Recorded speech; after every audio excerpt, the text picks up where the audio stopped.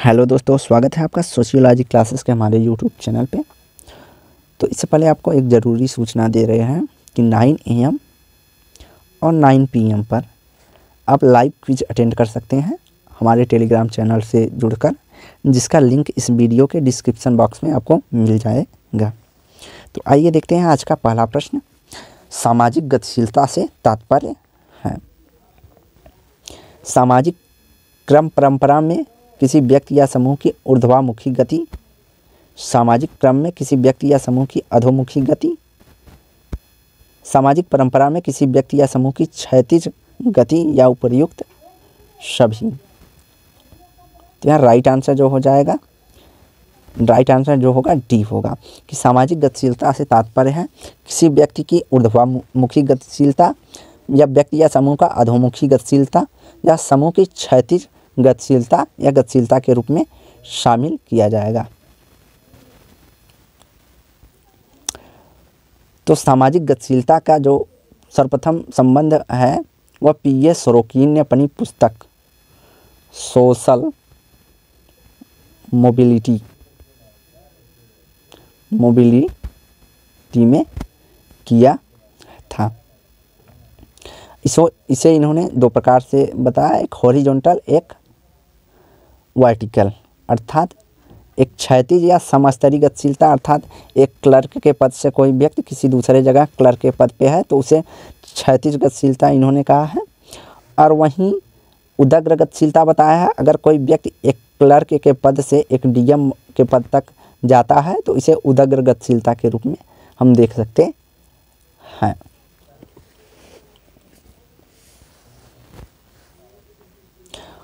और अवरोही गतिशीलता और या अवरोही गतिशीलता भी कहा गया, ऊर्ध्वगामी या अधोगामी गतिशीलता की भी चर्चा की गई है।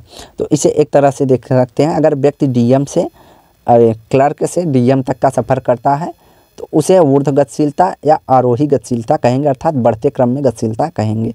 अगर वहीं कोई व्यक्ति है उसे डिमोट करके एक मैनेजर से एक क्लर्क बना दिया जाता है तो यह अधोगामी गतिशीलता या अवरोही गतिशीलता या घटते क्रम की गतिशीलता कही जाती है। तो यह गतिशीलता है जो इसमें दिया हुआ है ऑप्शन में। तो निम्नांकित में से किसने सामाजिक गतिशीलता का अध्ययन किया है? बोगार्ट्स, P.A. सोरोकिन, मैक्स वेबर या शिमेल। तो यहाँ राइट आंसर जो हो जाएगा, तो सर्वप्रथम P.A. सोरोकिन ने सामाजिक गतिशीलता का अध्ययन किया है। अगला है सामाजिक गतिशीलता को क्षैतिज और उदग्र गतिशीलता के रूप में किसने वर्गीकृत किया है? मिलर, लिप्सेट, बेंडिक या उपर्युक्त में से कोई नहीं। तो राइट आंसर होगा डी। ऊपर हमने देखा कि किसने उदग्र और क्षैतिज गतिशीलता की जो बात की है वह सोरोकिन है। अगला है कौन गतिशीलता का उदाहरण नहीं है? अनुलोम, प्रतिलोम, राजनीतिकरण या प्रवचन। तो राइट आंसर जो हो जाएगा अनुलोम अर्थात व्यक्ति का सकारात्मक गतिशीलता, प्रतिलोम अर्थात व्यक्ति को जो है इसे एक तरह से हम अनुलोम को ऊर्ध्व गतिशीलता के रूप में देख सकते हैं, प्रतिलोम को अधो गतिशीलता के रूप में देख सकते हैं। तो यहाँ और प्रवचन यहाँ पे जो डाउट है इन दोनों शब्दों में है, प्रवचन और राजनीतिकरण। प्रवचन होता है अर्थात कोई व्यक्ति एक जगह से किसी दूसरे जगह जाकर बस जाता है तो उसे प्रवचन कहा जाएगा, लेकिन इसे हम गतिशीलता तो कह सकते हैं लेकिन सामाजिक गतिशीलता के रूप में नहीं देख सकते हैं। लेकिन यहाँ पे माना गया है कि प्रवचन भी एक सामाजिक गतिशीलता है। तो राइट आंसर जो है सी है, राजनीतिकरण जो है यह गतिशीलता नहीं है। किसी व्यक्ति का राजनीतिक विचारों से जुड़ जाना या ही राजनीतिकरण कहलाता है, अर्थात राजनीतिक विचारों को अपना लेना राजनीतिकरण कहा जाता है। तो इससे समाज की गतिशीलता नहीं होगी, उस व्यक्ति की व्यक्तिगत गतिशीलता होगी। एक कुशल श्रमिक अर्धकुशल और कुशल श्रमिक बन जाता है, यह किस प्रकार की गतिशीलता है? तो एक पहले अकुशल श्रमिक था, अर्थात उसे कुछ नहीं आता था, उसके बाद उसने धीरे धीरे कहा कुछ आने लगा तो उसे अर्धकुशल श्रमिक कहेंगे, और आखिरी स्टेज में वह उसमें एक्सपर्ट बन गया तो जो कि कुशल श्रमिक हो गया। तो इस प्रकार की गतिशीलता को क्या कहते हैं, तो इसे अधोमुखी गतिशीलता कहते हैं। अंतरपीढ़ी व्यवसायिक गतिशीलता, अंतरपीढ़ी व्यवसायिक गतिशीलता, लंबवत सामाजिक गतिशीलता या क्षैतिज सामाजिक गतिशीलता। तो इसे हम राइट आंसर जो हो जाएगा वह होगा सी। इसे लंबवत या ऊर्ध्वगामी गतिशीलता या आरोही गतिशीलता के रूप में हम इसे देख सकते हैं। अगला है उदग्र गतिशीलता में शामिल है घट रही प्रतिष्ठा, घट रही या बढ़ रही प्रतिष्ठा में से कोई भी, बढ़ रही प्रतिष्ठा या इनमें से कोई नहीं। तो उदग्र गतिशीलता में जब भी होगी तो प्रतिष्ठा बढ़ेगी, अर्थात कोई व्यक्ति क्लर्क के पद से डीएम के पद या मैनेजर के पद तक जा रहा है तो उसमें उसकी प्रतिष्ठा बढ़ रही है, न कि घट रही है। अगर यही जब प्रतिष्ठा घटने लगेगी तो उसे हम अधो गतिशीलता के रूप में देखते हैं या अवरोही गतिशीलता के रूप में देखते हैं, या अवउन्नत। यहाँ पर कौन सा शब्द प्रयोग किया गया है, उदग्र। उदग्र अर्थात ऊपर की तरफ। और एक होता है क्षैतिज गतिशीलता। क्षैतिज गतिशीलता जो होगी वह कोई व्यक्ति जैसे यह बनारस में क्लर्क के रूप में कार्य कर रहा है, वहीं इलाहाबाद जाकर वही कार्य कर रहा है जो यहाँ पर कर रहा था, तो इसे क्षैतिज गतिशीलता के रूप में शामिल किया जाता है। अगला है निम्नलिखित में से कौन सा अनुलंब गतिशीलता का आधार नहीं है। जाति, गुण, योग्यता, उपलब्धि। जाति, गुण, योग्यता और उपलब्धि। तो यहाँ राइट आंसर जो हो जाएगा वह होगा जाति।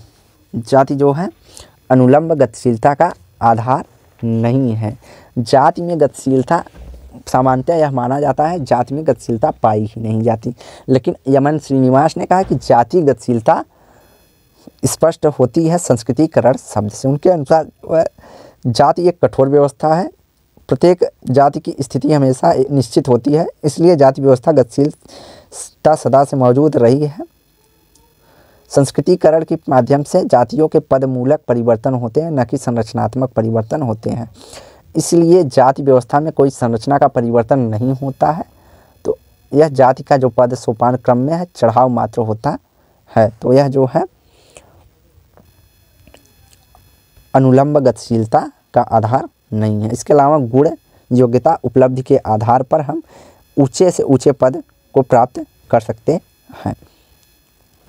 अगर हमारे पास अब ये क्लर्क और डीएम के उदाहरण से हम समझते हैं कि एक क्लर्क है और एक डीएम है, यह दोनों अपने अपने इनका कुछ विशेष गुण है। अगर इस व्यक्ति के अंतर्गत डीएम का गुण होगा तो वह अपनी इन गुणों के माध्यम से प्रयास करके डीएम के पद तक पहुंच सकता है, तो जिसे उपलब्धि के तहत इसमें अनुलंब गतिशीलता होगी, अर्थात ऊपर की ओर गतिशीलता होगी। अगला है जाति व्यवस्था में संस्कृतिकरण की प्रक्रिया के माध्यम से सामाजिक गतिशीलता है।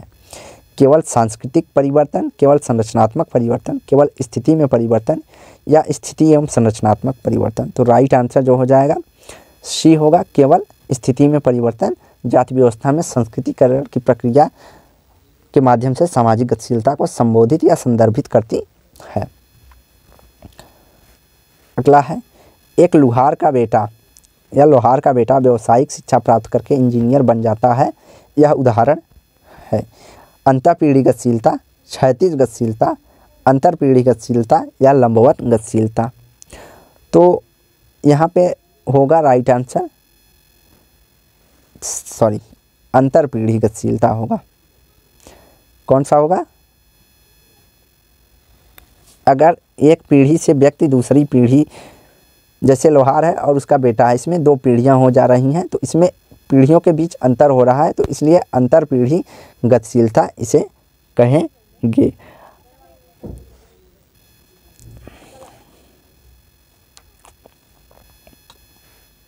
अगला है आर्थिक तंगी के कारण किसी गांव का भूमिहीन मजदूर किसी शहर में जाकर फैक्ट्री मजदूर बन जाता है, तो एक उदाहरण है क्षैतिज गतिशीलता, ऊर्ध्वाधर गतिशीलता या ऊर्ध्व गतिशीलता, सामाजिक गतिशीलता। तो यहाँ राइट आंसर जो हो जाएगा इसका ए होगा।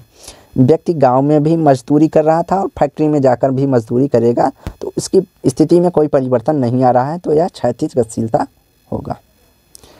अगला है व्यक्ति के सामाजिक पद में उस परिवर्तन को कौन सी गतिशीलता कहेंगे जिसमें उसकी परिस्थिति या स्थिति में कोई परिवर्तन नहीं होता है, तो उसे हम क्षैतिज गतिशीलता के रूप में देखते हैं।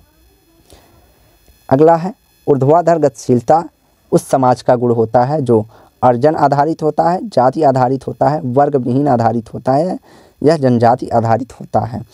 तो ऊर्ध्वाधर गतिशीलता वर्ग में पाया जाता है जिसमें अर्जन अर्थात अर्जित परिस्थितियों की भरमार है, अर्थात नगरीय समाज के रूप में जो है ऊर्ध्वाधर गतिशीलता उसी समाज के गुण के रूप में सम्मिलित किया जाता है जिसमें अर्जित परिस्थितियों के आधार पर व्यक्ति की सामाजिक प्रतिष्ठा का निर्धारण होता है। अगला है LIC के कोलकाता स्थित प्रधान कार्यालय में क्लर्क के पद पर कार्यरत व्यक्ति दिल्ली स्थित कार्यालय में उसी पद पर आना किस प्रकार का उदाहरण है। अर्थात एक क्लर्क है जो कोलकाता में काम कर रहा है और वह फिर दिल्ली चला जाता है। दिल्ली में पहुंचने के बाद वह क्लर्क के पद पर ही ज्वाइन कर लेता है, तो वह किस प्रकार की गतिशीलता होगी। क्षैतिज गतिशीलता, ऊर्ध्वमुखी गतिशीलता, ऊर्ध्वाधर गतिशीलता, अधोगतिशीलता। तो राइट आंसर होगा क्षैतिज गतिशीलता। अगला है इंग्लैंड और वेल्स, यहाँ पे कट गया है। इंग्लैंड और वेल्स में अंतःपीढ़ी गतिशीलता का प्रमुख अध्ययन किसने किया है। Mark Branch, David Glass, Thomas Bottomore, Robert Dahl. तो राइट आंसर होगा डेविड ग्लास ने वेल्स और इंग्लैंड में अंतःपीढ़ी गतिशीलता का अध्ययन किया है। इंटर जनरेशन गैप मोबिलिटी इसको कहते हैं। तो यहाँ जो है इसकी अध्ययन किसने किया है, डेविड ग्लास। अगला है यदि सामाजिक गतिशीलता की दर निम्न है तो वर्गीय सुदृढ़ता एवं एकजुटता होगी, यह किसका कथन है। Rudolph and Rudolph, Anthony Giddens, M N. Srinivas या इमाइल दुर्खीम। तो राइट आंसर जो हो जाएगा वह एंथनी गिडिंग्स का कहना है कि सामाजिक गतिशीलता की दर निम्न है तो वर्गीय सुदृढ़ता और एकजुटता अधिक होगी। तो यहाँ पे राइट आंसर बी हो जाएगा, एंथनी गिडिंग्स। मार्क्स का विश्वास है कि सामाजिक गतिशीलता की उच्च दर पर कमजोर वर्ग एकजुटता की ओर रुख करते हैं। तो यहाँ पर जस्ट एंथनी गिडिंग्स के अपोजिट मार्क्स मानते हैं। यहाँ इन्होंने कहा निम्न दर होने पर वर्गीय सुदृढ़ता और एकजुटता बढ़ती है, वहीं जो कहते हैं सामाजिक गतिशीलता की जब दर उच्च दर होगी तब कमजोर वर्ग जो होंगे वह एकजुट हो जाएंगे। एक गतिशील समाज का सर्वाधिक विशिष्ट लक्षण है वाहनों का अधिक बहुउद्देशीय भवनों की उपस्थिति, परिस्थितियों में परिवर्तन के अवसर या कोई नहीं। तो राइट आंसर होगा सी, परिस्थितियों में परिवर्तन के अवसर एक गतिशील समाज का सर्वाधिक विशिष्ट लक्षण है, जैसे नगरीय समाज। अगला है हमारे देश में महिला उद्यमिता के मार्ग में बाधक तत्व हैं। परंपरागत मूल्य, पुरुषों का अनावश्यक हस्तक्षेप, विपत्ति, कठिनाइयाँ या इनमें से सभी। तो राइट आंसर डी हो जाएगा, इनमें से सभी जो है महिला उद्यमिता की प्रगति में बाधक का कार्य करते हैं। जैसे भेदभावपूर्ण संपत्ति, विवाह का उत्तराधिकारी कानून, सांस्कृतिक परंपराएं, औपचारिक वित्त प्रणालियाँ तक पहुँच न होना, सीमित गतिशीलता एवं सूचनाओं नेटवर्क का सीमित होना, यह सब महिला उद्यमिता के मार्ग में बाधक का कार्य करती हैं। अगला है संयुक्त उद्यम कंपनियों की निम्नलिखित में से कौन सी विशेषता है। एक कानूनी व्यक्तित्व का होना जिसके अधिकार और कर्तव्य निश्चित होते हैं। शेयर धारकों की जिम्मेदारी उस अनुपात में सीमित है जिस अनुपात में शेयर होते हैं, या इसके अंतर्गत एक एकल स्वामित्व समाप्त हो जाता है और स्वामित्व तथा प्रबंध के बीच अलगाव हो जाता है, या उपर्युक्त सभी।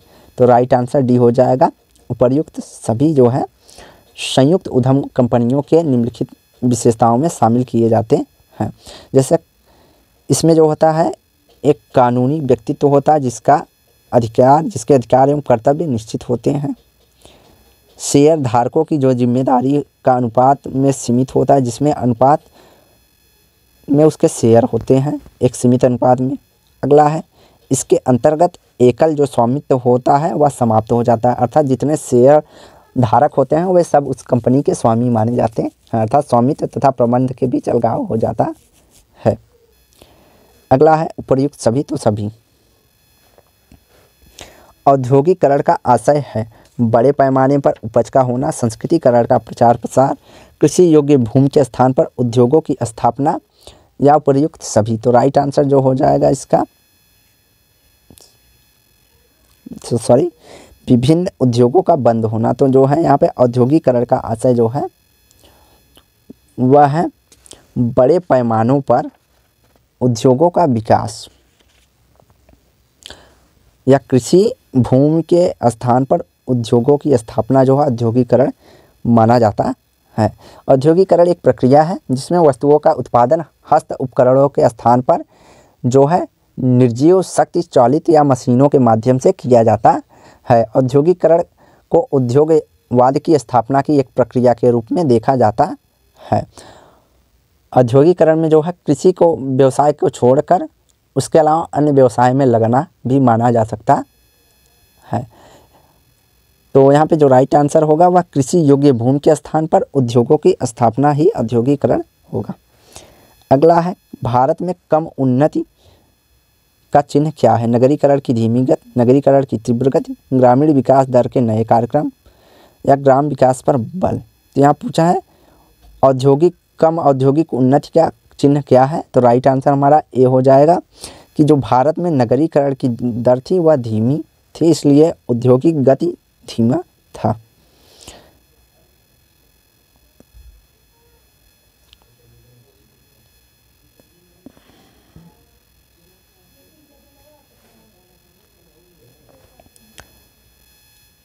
अगला है औद्योगिकरण के कारण भारतीय संस्थाओं में कौन सी संस्थाएं सबसे अधिक प्रभावित हुई हैं?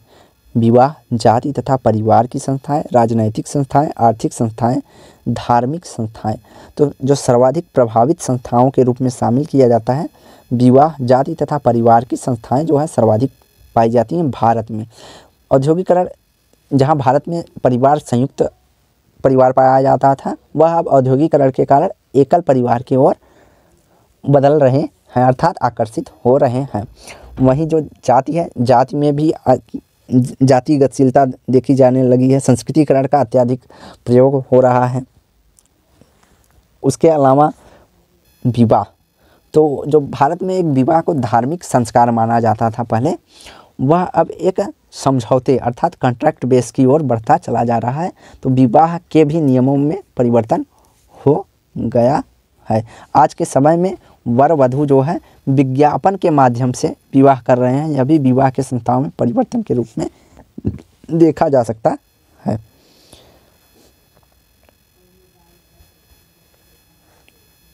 अगला है किसी औद्योगिक समाज का ढांचा होता है नियो ओकल निवास, बाई लोकल निवास, पैट्रियो निवास ढांचा या मैट्री निवास ढांचा। तो इसका राइट आंसर जो हो जाएगा नियो लोकल निवास ढांचा, अर्थात जो है एकल परिवार। जब विवाहित दंपति न तो पति के घर रहता है, न ही पत्नी के घर, और खुद से जाकर नव स्थानिक घर अर्थात नया घर का निर्माण करता है, अपना अलग रहने लगता है, तो उसे नियो ओकल निवास ढांचा कहते हैं, जो कि औद्योगिक समाजों की प्रमुख विशेषता के रूप में देखी जाती है।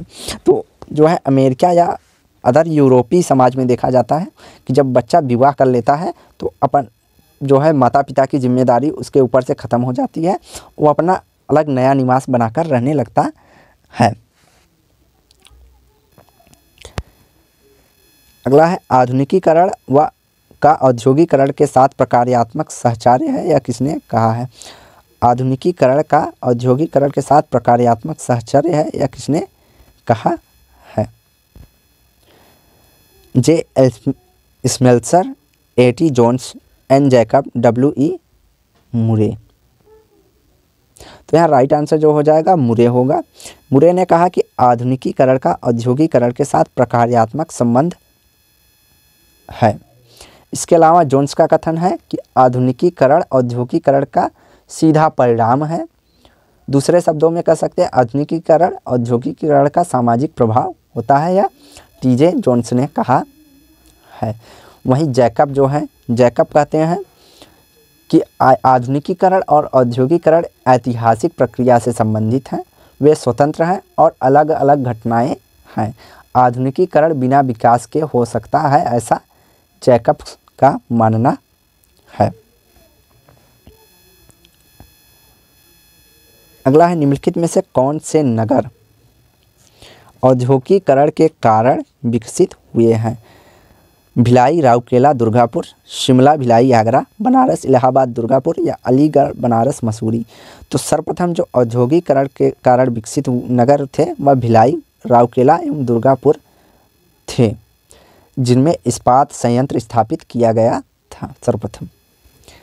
अगला है, वाराणसी, अयोध्या, प्रयाग अर्थात इलाहाबाद, मथुरा आदि जो नगर हैं किस प्रकार का आधार है? धार्मिक, आर्थिक, सामाजिक या राजनैतिक।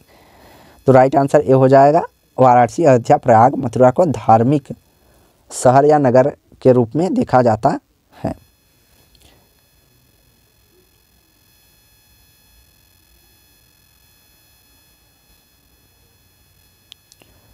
अगला है, व्यापक अर्थ में उद्योग किसे कहेंगे? कच्चे माल से उपभोक्ता या उत्पादक वस्तुएं सृजन करना, वे सभी निर्माण क्रियाएं जिनकी उपयोगिता के लिए की जाती हों, कल कारखानों की स्थापना करना या इनमें से कोई नहीं। तो राइट आंसर हो जाएगा बी, वे सभी निर्माण प्रक्रिया या क्रिया जिनकी उपयोगिता के लिए मनुष्य अपनी उपयोगिता के लिए किया जाता है उसे उद्योग कहा गया है। उद्योग शब्द का जो है संकुचित एवं विस्तृत दोनों अर्थों में प्रयोग किया जाता है।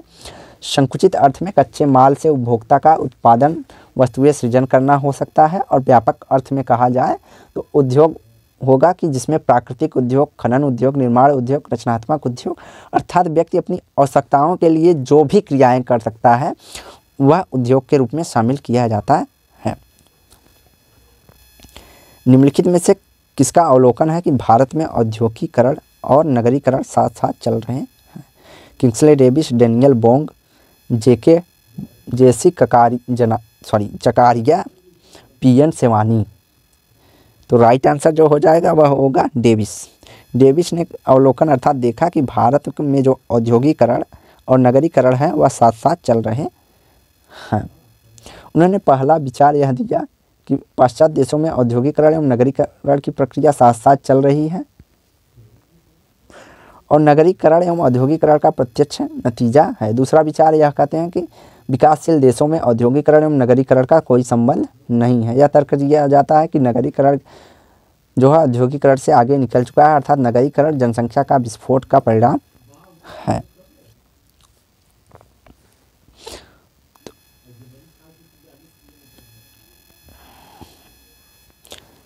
अगला है, निम्नलिखित विचारों वक्तव्यों पर विचार व्यक्त कीजिए।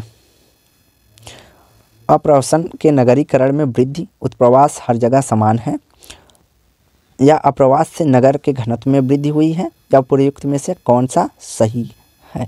1 और 2, 2 और 3, 1 और 3 या 1, 2, 3। तो राइट आंसर जो हो जाएगा वह होगा कि अप्रवास से नगरीकरण में वृद्धि हुई है और अप्रवास से नगर के घनत्व में वृद्धि हुई है। यह दोनों कथन सही हैं। अगला है, उत्प्रवास संबंधित है जनसंख्या से, ग्रामों से, नगरों से या उपर्युक्त सभी से। तो राइट आंसर जो उत्प्रवास है वह जनसंख्या से संबंधित है। अपने देश से बाहर दूसरे देश में जाके बसने की प्रक्रिया या क्रिया पद्धति को उत्प्रवास या इमिग्रेशन कहते हैं, जिसे हम प्रवासी के रूप में संदर्भित करते हैं। उत्प्रवास 2 प्रकार के होते हैं, एक अस्थाई, एक अस्थाई।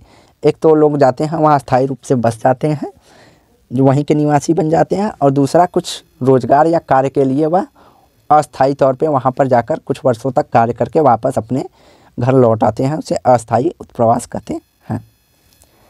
अगला है, निम्नलिखित में से कौन सा कथन आंतरिक प्रव्रजन के संदर्भ में सत्य है? एक गांव को छोड़कर दूसरे गांव का निवासी बन जाना, अपने मूल स्थान को छोड़कर दूसरे गांव का निवासी बन जाना, या किसी नगर से किन्हीं कारणों से गांव में जाकर बस जाना, या इनमें से सभी। तो आंतरिक प्रव्रजन के रूप में यह सभी कारण सम्मिलित होंगे कि अगर एक गांव से व्यक्ति दूसरे गांव में बस जाता है तो उसे भी आंतरिक प्रवास कहेंगे, अर्थात देश के बाहर नहीं जा रहा है। अपने जो नगर से है छोड़कर दूसरे नगर में बस जा रहा है, जैसे मुंबई से कोई दिल्ली बस जा रहा है, तो उसे भी आंतरिक प्रवास के रूप में देखेंगे। अगर कोई व्यक्ति किन्हीं कारणों से नगर को छोड़कर गांव में आकर बस जा रहा है तो उसे भी आंतरिक प्रवास के रूप में सम्मिलित करेंगे। तो आज की वीडियो यहीं समाप्त करते हैं। वीडियो को लाइक एंड शेयर करें, चैनल को सब्सक्राइब करें। धन्यवाद।